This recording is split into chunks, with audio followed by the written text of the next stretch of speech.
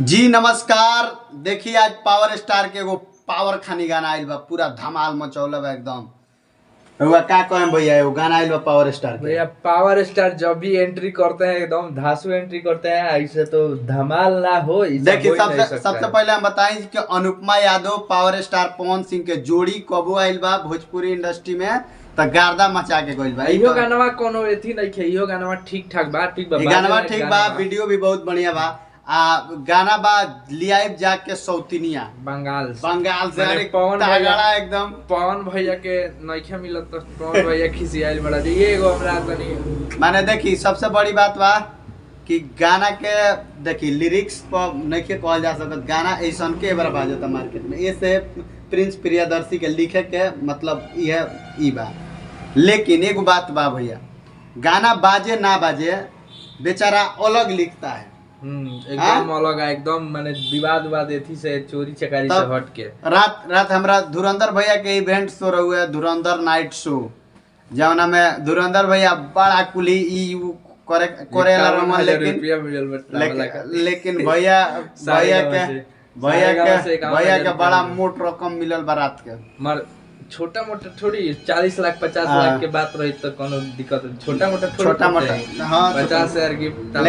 लेकिन भैया गिफ्ट लेल बड़ा रात के। एगो और बता दी कि रात भैया बतियावत रहन, पूरा एकदम रोल वीडियो देख लाई हो, मजा आ गइल होई। काहे कि भैया ने से सोच के गए रहन कुछ औरी, आ सारे गामा वाला बेचारा करा देवे कुछ और ए पर का नहीं के बा ए पर तो रात के जितना कहले बानी सन उ कम पड़ता अभी, और ये लागत है कि एकदम माने रेल के कहे के पड़े। देखी सबसे पहले कि धुरंधर भैया की जितना जना चमचा उजीरो हुए लो दाएं बाएं वाला, हमारा चमचा कौन रहुए और जितना न्यूज वाला गए रहे लो सब दो तरफा न्यूज बनावेला ले, एके गए रहे एक तरफा न्यूज बनावेला जौन है ना। एक मिनट सुन ना, एगो गए रहे रटुआ तोता गए रहे ओइ में, ठीक बा, वो नहीं झारखंड की ओर के, तो एगो रटुआ तोता गए रहे ओकर कथित एगो इंटरव्यू आवेला बा, लिखित इंटरव्यू जौना के स्क्रिप्टेड इंटरव्यू कहल जाला नु उहे इंटरव्यू कुछ देर में कहीं आजे वो जे डाली इंटरव्यू। सबसे पहले हम लोग बताओ तनी कि वो उनका लोग हमने की कहत, हम कोनो यूट्यूबर कोनो मीडिया वाला के नहीं कहत, उनका पहले कुछ लोग कुर्सी साफ करे गए रहे, ठीक बा। उ लोग 5 बजे भोरे से लाइव आके मार बुझात रुए बांध तुर दिलो आज, एकदम मन हवा एकदम पूरा बहला रहे।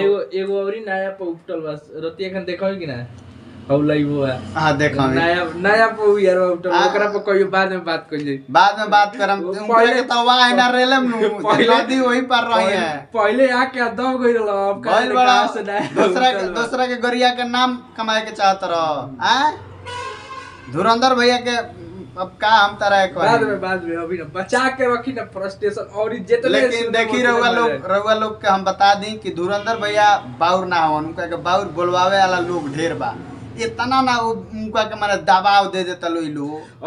अब देखिए अब लोग के लागत है कि पावर स्टार तो हमरा के पूछबे ना करियन, तो चलो वही जा पीछे चलते। पावर स्टार तक केहू के पीछे रहेले ना, आना केहू के कहल करेले। रउआ जानता नहीं जे केहू के कहल ना करले, ई त रउआ पता बा एकदम हकीकत करेले। काहे कि कहल करे के रहित नु तो हुनकर जिनकर स्वागत कइले रहन, जिन ऐसे 6 महीना पहले तुड़म तड़ाम करत ली, उनकर स्वागत ना करते हु, ठीक बा। लेकिन एकर तो हम विरोध करे, ओकर स्वागत ना करे के चाहिए, ओकरा के जहां से आइल रहे ओइ जा भगा देवे के चाहिए, ठीक बा।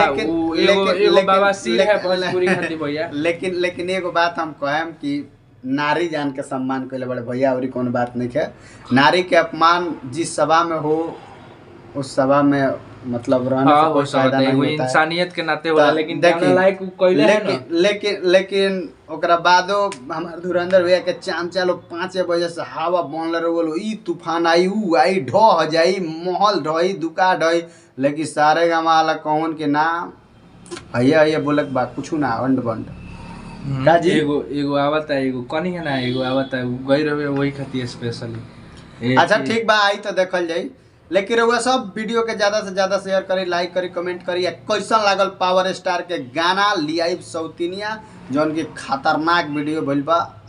अनुपमा यादव के ना जोड़ा बना पावर स्टार के जोड़ा बा, प्रियांशु सिंह के म्यूजिक बा। रउआ सब गणनायक फिल्म पर जाके देखी, बहुत ही खतरनाक गाना बा। ज़्यादा से ज़्यादा वीडियो के शेयर करी, लाइक करी, कमेंट करी। मिलत नहीं अगला वीडियो में, तब तक के लिए।